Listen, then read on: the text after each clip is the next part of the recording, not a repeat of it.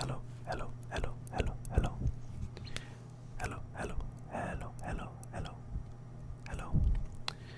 It's Jumju ASMR, and for this video, I kind of wanted to just go ahead and go through the movies I've seen this year already in 2026, that have come out in 2026. Except for a few of them, but it's the ones that came out like limited release last year,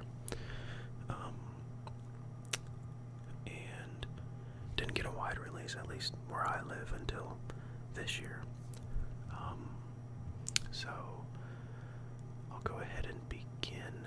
It's not that many movies, but it's quite a few, and I'll just tell you what I thought about them. And I'll go from my least favorite to my favorite to my favorite. Okay. First off, we have The Strangers, Chapter 3. Strangers, Chapter 3. Strangers, Chapter 3. Strangers, Chapter 3. Chapter 3. Chapter 3. Chapter 3. This movie was complete and utter dog shit. And I don't usually say that about movies, to be honest. But this one was awful, awful, awful, fucking awful. And I just wanted to preface also, I haven't seen the first two. I only saw this one because one of my friends wanted to see it, and they've seen the other two. But my friend gave me a rundown on what happened in the other two.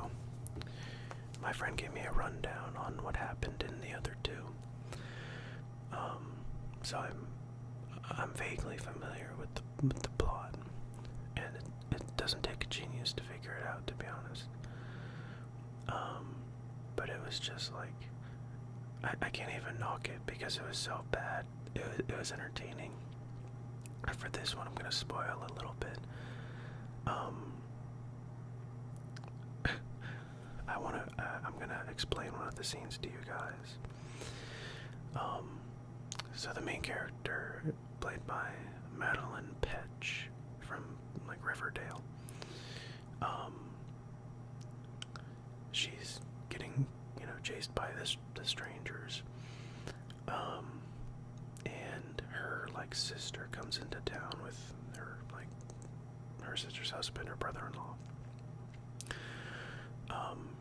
They go to a diner in the town for some reason, and they're asking about where's my sister, where's Madeline Petch, and then the waitress just says, I'd ask the sheriff because he usually knows what's going on around town.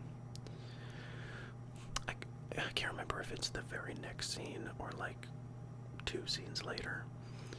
We see the sister-in-law, the brother-in-law, and this gigantic bodyguard just watching the sheriff drag a body in a body bag across the street. And they're the only ones that see this, and he just puts it in the back of the sheriff's truck or whatever car. And then they're like, oh, the sheriff does know something. And everything in the movie just feels so pointless. And I don't know if they were trying to I know they were trying to give a backstory to the main killer, the main guy killer. But it felt like they were,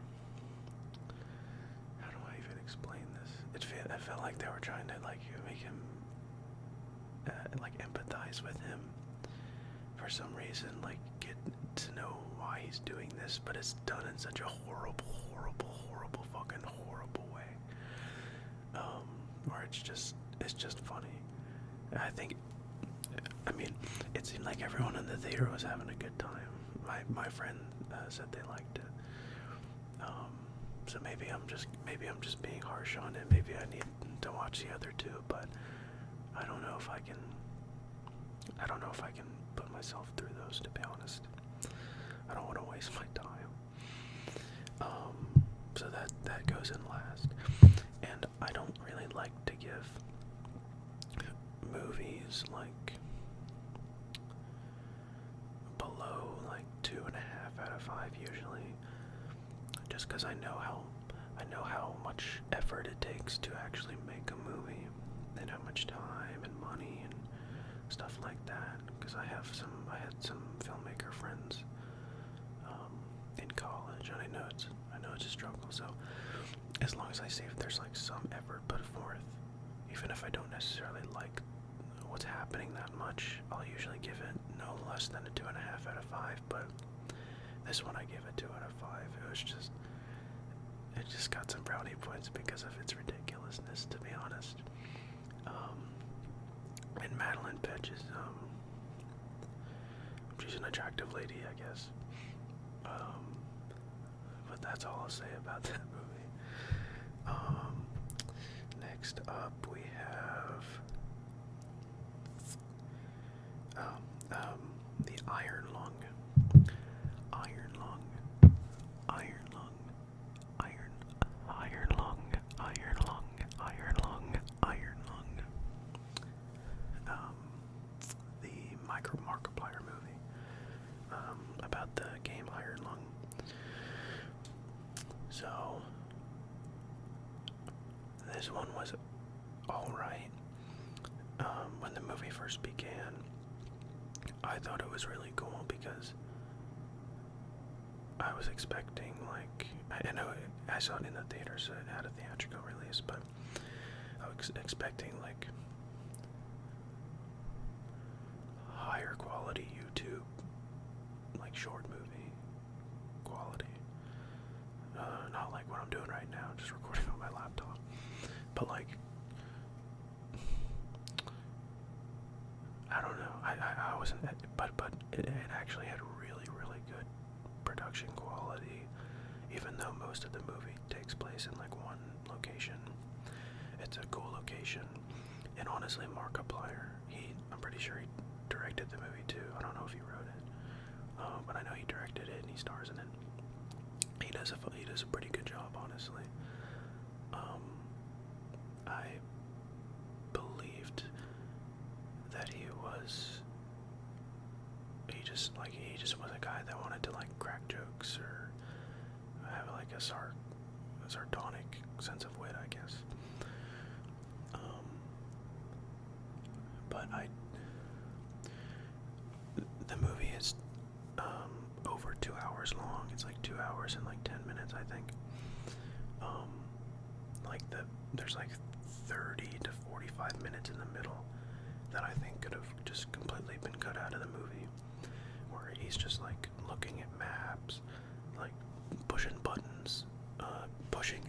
Oh my god, I should have counted. I should have kept a tally of how many times Markiplier pushed the photo button in the submarine to take like the X-ray photos. Oh my god, I'd probably have like if I got $1 for every time he pushed that, dude, I could have made the movie. But no, yeah, I just think it was way too long. It should have been like an hour 25, hour 30 at most. And honestly, I think that would have cleaned up a lot of things. I also didn't really like the ending, mostly because I didn't understand it.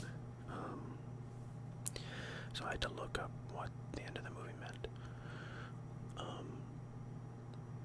And I usually don't like to do that, but for this movie, actually, this usually never happens. I walked out, I went to the bathroom, and the guy that was in the movie with me, that I didn't see the movie with, but he asked me, did you understand what happened at the end at all? I was like, I have no fucking clue.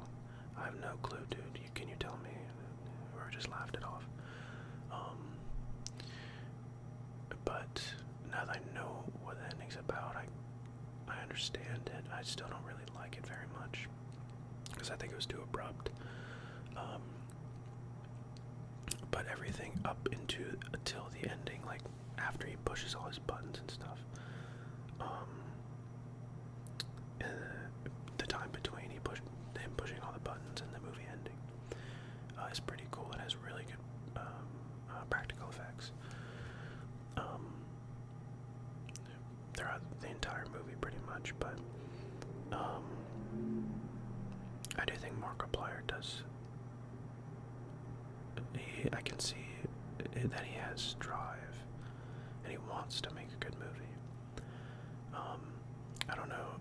I know that original Iron Lung game, the game is only like an hour of gameplay. I'm pretty sure. So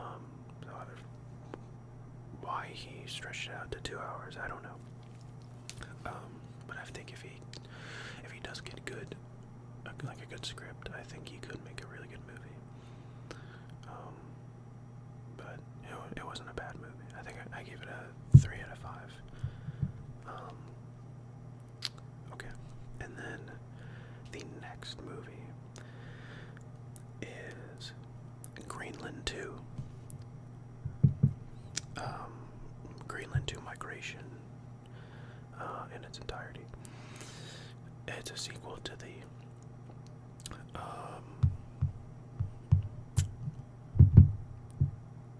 2020 movie Greenland, starring Gerard Butler and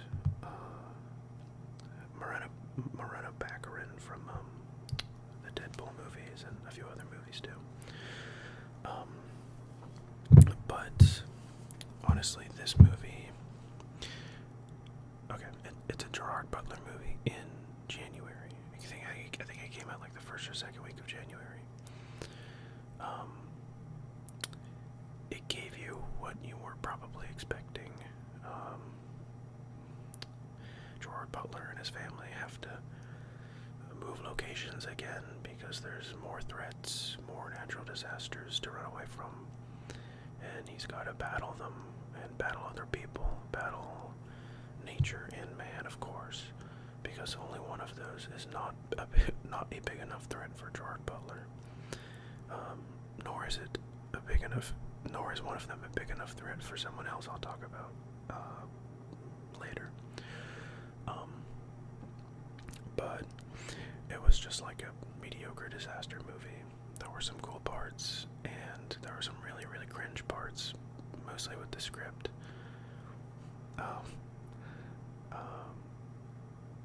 And a really weird part where, I'm sorry that this is, I'll say it's a spoiler, but I mean, it's like a Gerard Butler movie, so like, where Gerard Butler and his family end up staying with, like, I'm pretty sure a family, either Italy or France, I can't remember exactly, but the mother of the other family is sick or something, and but mind you, they spend one night there, like 24 hours, maybe less. And the father, the husband to the sick mother, tells Gerard Butler, like, you're the only man I'll ever trust to take care of my daughter, so please take her with you to, like, wherever they're going to some supposed safe haven in Europe. I can't remember exactly where, but they don't even know exactly if it exists. They're hoping it does. I mean, I guess it is the apocalypse, so, like, what are you gonna do?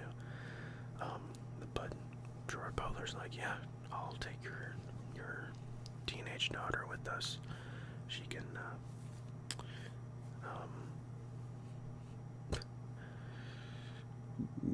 go with my teenage son. And, you know, if there's gonna be a Greenland 3, there's gonna be a love interest for sure. Definitely not shoe-handed in, of course. They would never do that. So I think I gave that also a 3 out of 5. And they had some cool action sequences. There was one really cool scene of them going over like a Revis or Ravine type of thing. I definitely would never watch it again though. Then next up we have Wuthering Heights, which I saw 1 or 2 weeks ago. I haven't read the book, so I'll just give you my opinion just on the movie itself. And I know it's been getting like mixed reviews and stuff like that, and I think I kind of agree with the mixed reviews. First off, in my opinion, I really liked the production design and the costumes, and the cinematography. Once they got to I forgot his name, but Catherine, I won't spoil this one just because I know a lot of people are gonna watch it. But once they get to a certain house, the house is it's gorgeous. It's absolutely gorgeous. There's like a red room. Shining reference? No, I'm just kidding. That is really pretty. I think both of the leads do a good job, to be honest. I think everyone in the movie does a good job, to be honest. What I didn't like was I didn't like the character of Heathcliff very much. Just because, I'm not saying I have to understand every character in every movie and all their motivations, but it seemed like they wanted him to be like a chivalrous guy at first, and then they just wanted to show you how depraved he was and how willing how far he would go for Margot Robbie in a really weird way. To the point where it's like a little funny. Like, whoa, what the heck's happening? So I didn't love what they did with the character of Heathcliff very much. I didn't think Jacob Elordi did a bad job though. I honestly really like Jacob Elordi, I'm not gonna lie. And then Margot Robbie did really well. She reminded me a lot of she was giving Emma Stone vibes. In like The Favorite, maybe if you haven't seen it, the show The Curse with Penny Safdie and Nathan Fielder and her. But yeah, she was giving major Emma Stone vibes in my opinion, which I love Emma Stone, so. But I also didn't love the ending, just because I honestly think the movie should have been longer. I think it needed like a part right before what happens at the end to explain or flesh out Heathcliff and what the hell he was doing more. Sorry, I had to curse there. Because it just like, I don't know, his character just didn't make very much sense to me. And then the score, I was talking to my sister about this. I love Charlie XCX. I listened, right, even before Brett, I listened to mostly all her albums, and I love her self-titled album Charlie and How I'm Feeling Now. I love the song Forever, and I love the song Official. Official is one of my favorite songs, probably of all time, I'm not gonna lie. But honestly, I didn't really love it mixed into the movie. I just didn't think it made much sense. It just wasn't my thing. I didn't hate the album though. There were a few songs I really liked. I just didn't like it for a soundtrack for a movie. It seems like Charlie XCX is doing a lot of soundtracks for a lot of movies, because for a movie I saw earlier today, that I'll talk about later, she's making more original music for another movie that's coming out, I think, later this year, called Mother Mary, starring Anne Hathaway, which looked really cool. And I know she just had the The Moment. Yeah, The Moment she just came out with. So I guess, I mean, gonna hate on that at all. But I gave that a 3 out of 5. If I didn't say that already, I can't remember. Okay, and then next up, we have Shelter, starring Jason Statham. Like I said earlier, Jason Statham is another example of a man who can only take on nature and fellow men in movies. Only one of them is not good enough for Mr. Statham. It's too easy for him. And lo and behold, he's saving another child in this movie. Can you believe it? Another child is being saved by Jason Statham. It's very surprising. And he shoots guns, of course. I'm not gonna lie, actually. The first, I'd probably say 45 minutes, or 30 to 45 minutes of this movie is genuinely really good. I was actually really surprised at how good it was. And I think it's attributable to, it was a lot of, shots of landscapes and, just a lot of, action. Not action in the sense of, shooting guns and stuff, but, peril, I guess. So there wasn't much dialogue in that time frame, which I think attributed to me liking it more. But then it turned into a stereotypical action movie, and it was a little weird. I'll say it for the Jason Statham movie too. Spoil a tiny spoiler. Jason Statham, he shoots a bad guy, or bad guys, meaning MI6, the British intelligence, I think that's what it's called, and some law enforcement and goons, of course. But the way he saves the girl is just giving her to some international trafficker, and her just starting a new life somewhere else. And I just thought it was weird that he just kind of gave the child he was saving to a trafficker that he knew he'd never met before, who said he was gonna give her a new life. I was like, that's a little weird. I don't know why Jason Statham would do that. But again, it was fine. It was better than Migration. And again, I really liked the first 30 to 45 minutes of this movie. So I think I gave it a 3.5. And the rest of the movie wasn't bad. It was just what you'd expect. Okay, there's 8 more, and I'll try to go through these a little quicker. I feel like it's more fun to talk about the bad movie, or not the bad movies, but the lower ranked movies. Okay. Next up we have Solo Mio. Starring Kevin James. When I first saw the trailers for this movie, I thought it looked kind of cute. Because I like Kevin James, actually. He's the king, albeit of Queens. I think he's kind of funny. But this movie actually surprised me.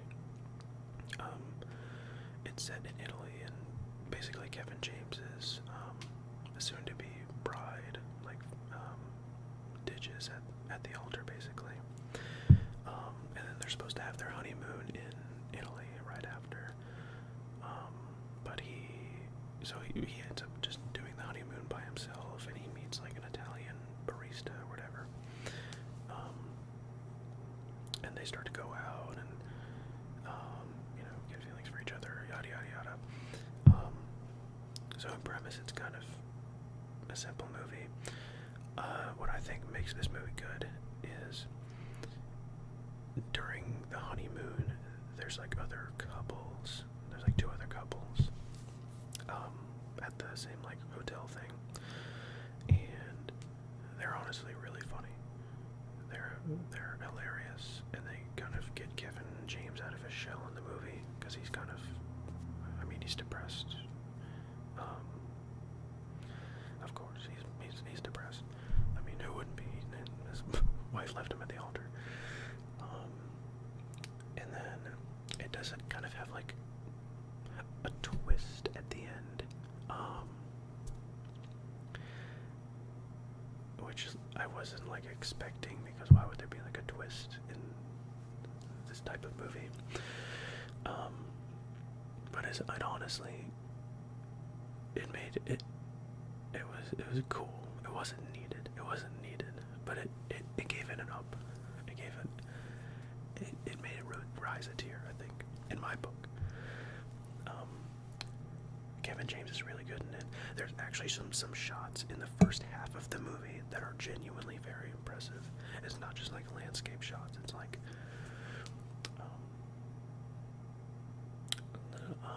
shots in the movie that relate to Kevin James's character that are really cool in what he's feeling. So I gave that a 4 out of 5. I really liked it. And Kevin James was adorable. But honestly, the real star of the show was the girl he meets in Italy. I don't know what her name is. I think her name in the movie is Gia. I don't know the actress's name. She's so charismatic. It's crazy. I don't think I've seen someone as charismatic in a good while. So that was kind of refreshing, to be honest. Okay, next up, this one I saw exactly 1 week ago. How to Make a Killing. Starring Glenn Powell.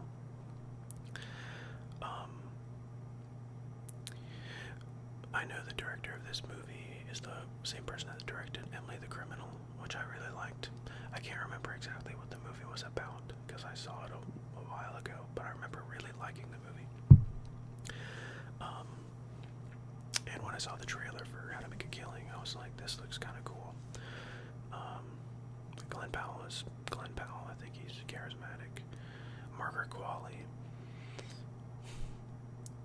I don't think she's like, I liked her in The Substance. I don't think she, I don't dislike her. I just don't think, in my personal opinion, that she's like the strongest actress. I think she's getting better. She just is weird.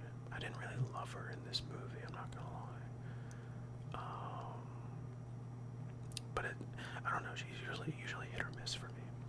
Depends. Yeah, it depends. And I mean, you can call her like a nepo baby because her mom is like, I think her mom's Andy McDowell. Her dad might be like a producer or something too, or an actor, but I don't really know. But yeah, sorry, that was it. Sorry, my Roku went crazy just for a second. But I saw some of the reviews that How to Make a Killing was getting, and it made me really nervous because I was like, dang, this one actually looks kind of good. But then I went and saw it, and I was like, I fairly enjoyed it. I enjoyed it pretty thoroughly, to be honest. Glenn Powell was actually really good in it.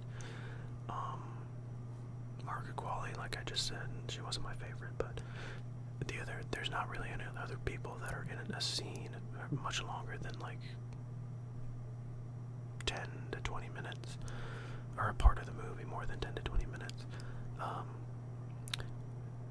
Topher Grace really isn't in the movie that much, unfortunately. But his one scene is really funny. It is probably the best scene in the movie, or one of them. Is it like reinventing the wheel? No, of course not. Was it fun? Yeah, it was fun. For a February release, it was really fun.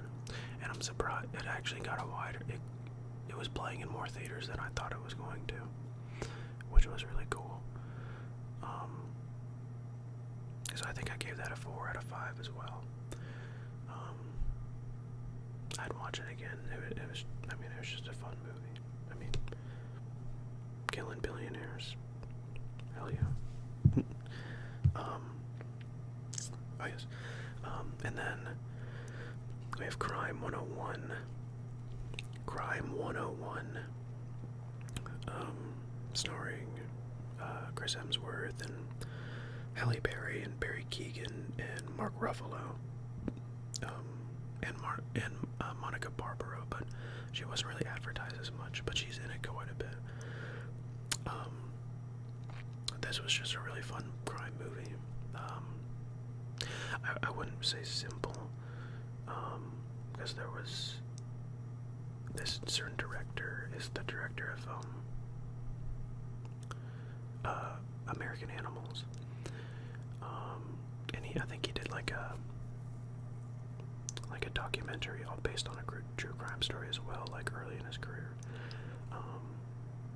So it's not like a simple crime movie, because there's like a lot of aspects going on. There's like 3 stories going on at once. But I honestly liked all 3 of the plot lines. One of them was kind of irrelevant in the end, in my opinion, but everyone did a good job. Barry Keoghan is kind of weird in it.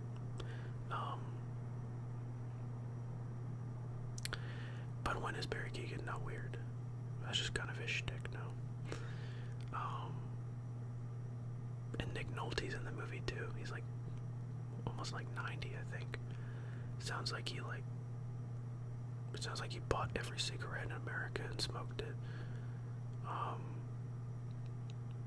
Which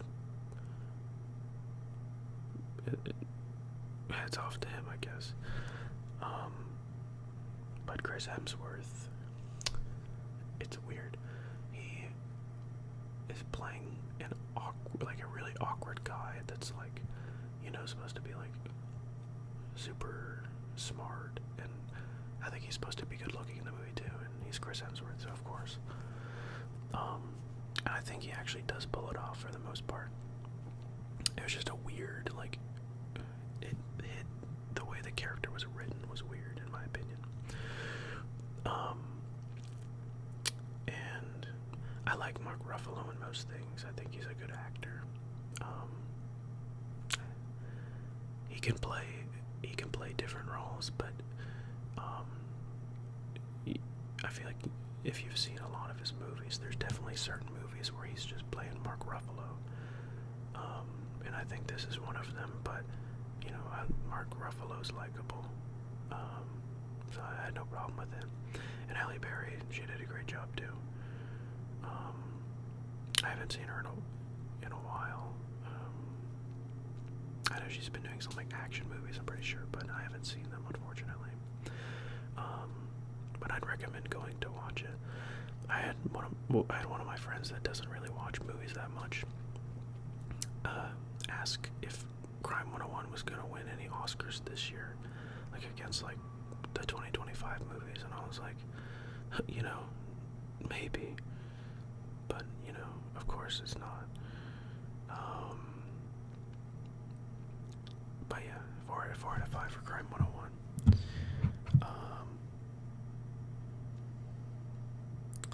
Okay, yes, and then I don't even know what number I'm on, but the next up we have Billion, and then we have 4 more after this.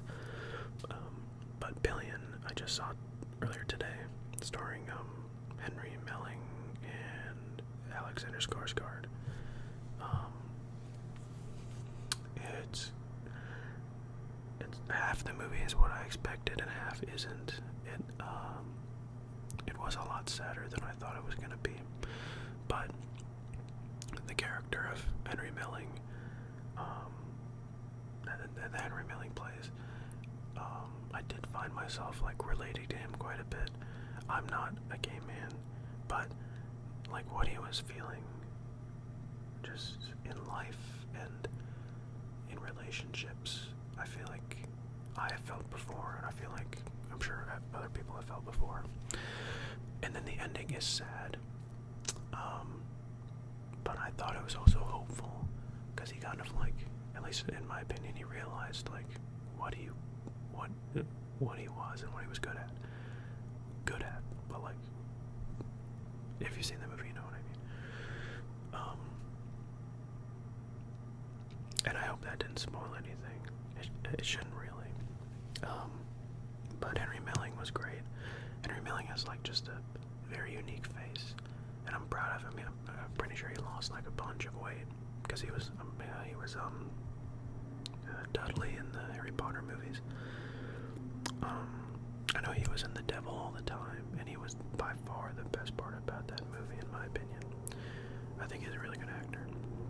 And then Alexander Skarsgård was great in the movie. He's really good at playing like narcissistic assholes. Not that he's like necessarily that in this movie, but he's good at playing them. I'll tell you that. He is very good at playing narcissistic assholes. Yeah. His character kind of, it reminded me of a movie. When I first saw this other movie, I was like, holy crap, what the hell did I just watch? Is it Diary of a Teenage Girl or Confessions of a Teenage Girl? But he reminded me of the character he played in that movie, his character in this movie.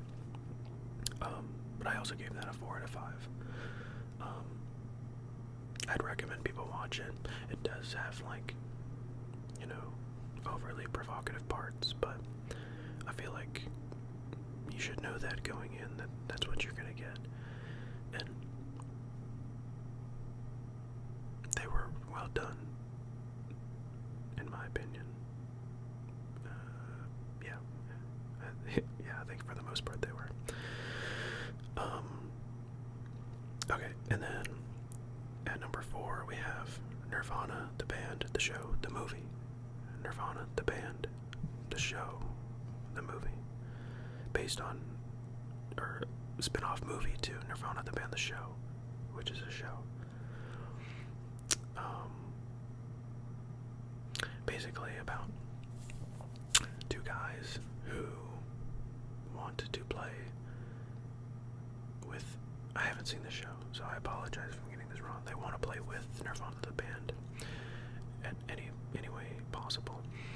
And basically in the movie they find a stupid way to travel back in time, and again the same goal. They're trying to perform with Nirvana the band, or they might be Nirvana the band, I can't remember. But anyway, the movie was very funny. It was hilarious.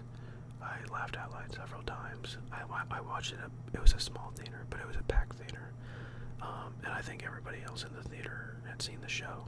For some reason, I can't find it anymore on streaming. I think I have to either pirate it or watch it on I have to download the show and watch it on files or something on my computer. Which I might do, but I don't think anytime soon, to be honest. But there was one sequence in the beginning of this where my jaw genuinely dropped, and my palms were sweating because it was so nerve-wracking. I don't know how they did this. I don't know if it was an elaborate ruse or something else. I have no clue how they did this. But that was by far the best scene in the movie.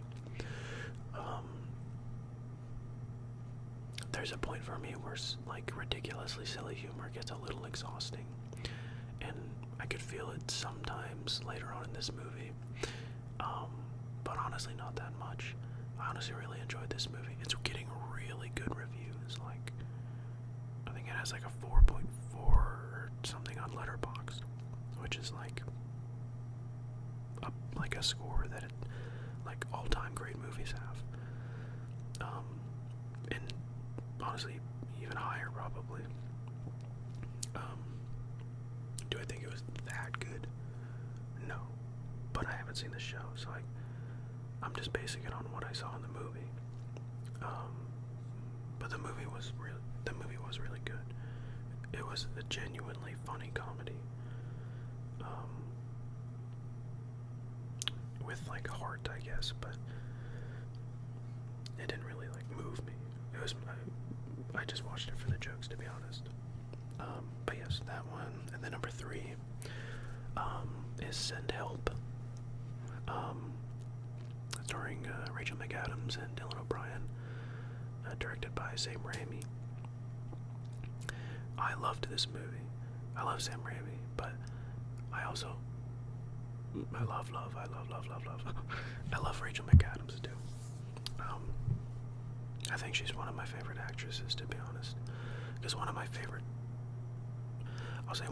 all-time movies, which is also a comedy movie, is Game Night, and she gives like the comedic performance of the decade of like the 2010s in that movie, in my opinion. I've seen Game Night probably like, I want to say 8 to 10 times. It's the movie I always recommend to my friends if they want to watch a comedy. And Jesse Plemons is so funny in that movie too. But back to Send Help. Send Help was amazing. You just think it's gonna be like a normal survival movie at first, with like a boss-employee dynamic. And at first I thought they were gonna make Dylan O'Brien's character be over the top in the way he was written. I thought he did a really good job with his lines though, but no, it wasn't over the top, and honestly it was kind of like a back and forth between him and Rachel McAdams, in terms of who was gonna survive and just their dynamic and who you're rooting for, which I wasn't expecting, which I really liked though. It was honestly really refreshing, and a very creative movie.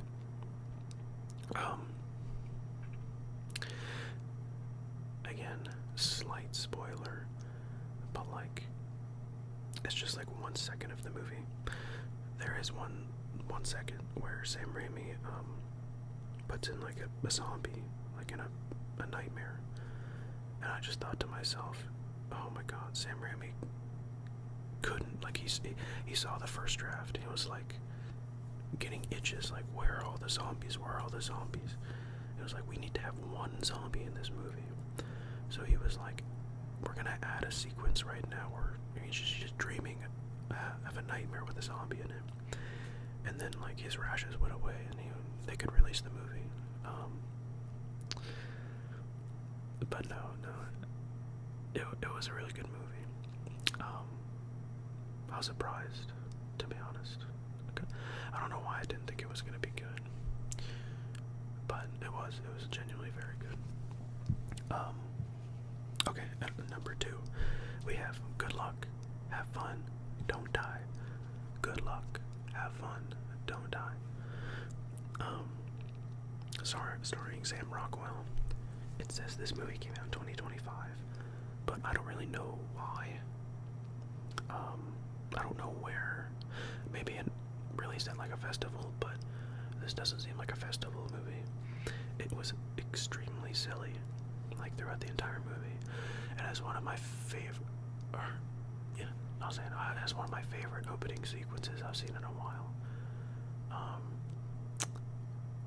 I'm not sure if any of you all have read The Hitchhiker's Guide to the Galaxy or like seen the movie, but it felt very akin to that movie in terms of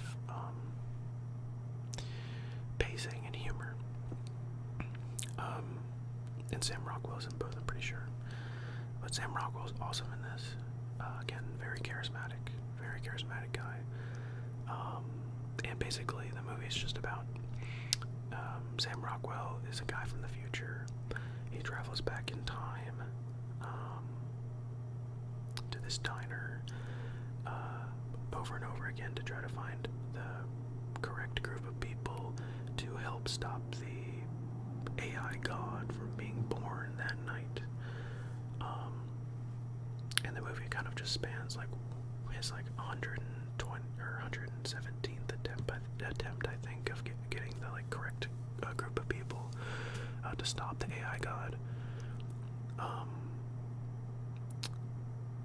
But it kind of does something similar to Weapons, where it kind of has like shows like a backstory to each, not like their version of the events, but like what happens to them in the day previous for some of them.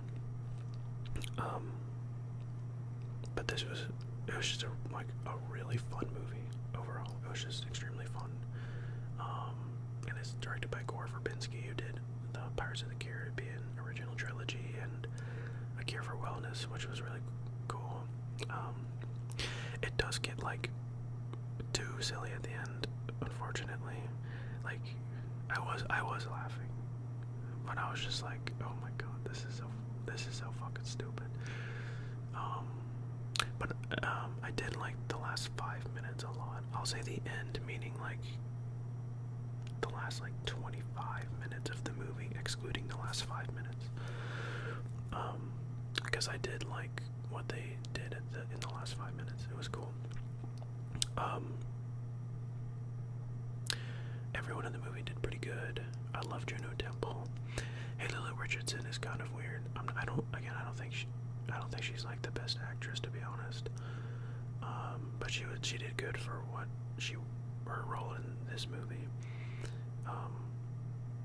Again, I just don't think she's the best actress. But Juno Temple, I said, was good. Sam Rockwell was good.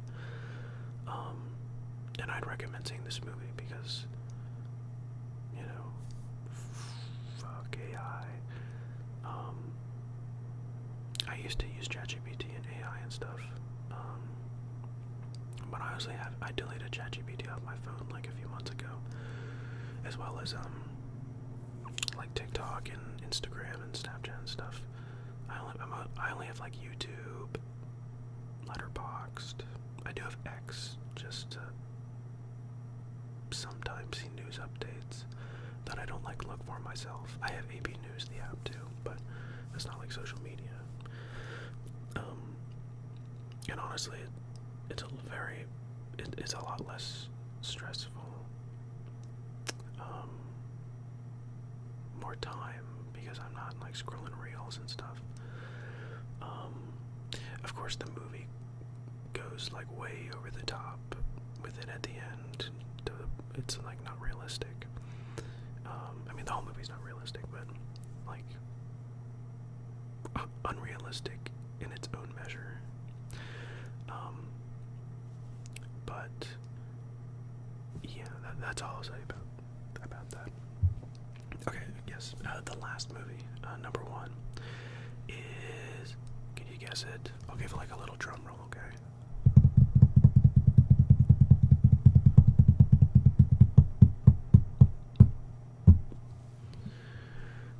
It is 28 years later, The Bone Temple. 20 years later, The Bone Temple. This was one of the most surprising movies I've ever seen, because I watched the original trilogy with my roommates beforehand, like the week before, in preparation, of course. And then we saw The Bone Temple, and I was like, it's. I'll go ahead and say nothing like the original trilogy in terms of story or tone or pretty much anything like that. The first 3 are like very in-your-face punk, except for the 28 weeks later. That one's its own like thing. But the first and third one are directed by Danny Boyle, and you can tell he has that like snappy pace. It's very edited very, very quickly. A lot of different shots happening in like 3 seconds. This one, it doesn't have that, but it has like, it's more what people like nowadays, in my opinion. Very flashy production design, very sinister dialogue and characters, and like some characters just trying to like overcome that, and kind of just like letting things happen naturally. There's one relationship in particular in the movie that was so well done. I was so impressed. It was so funny. And it involves Ray Fiennes' character, the Doctor.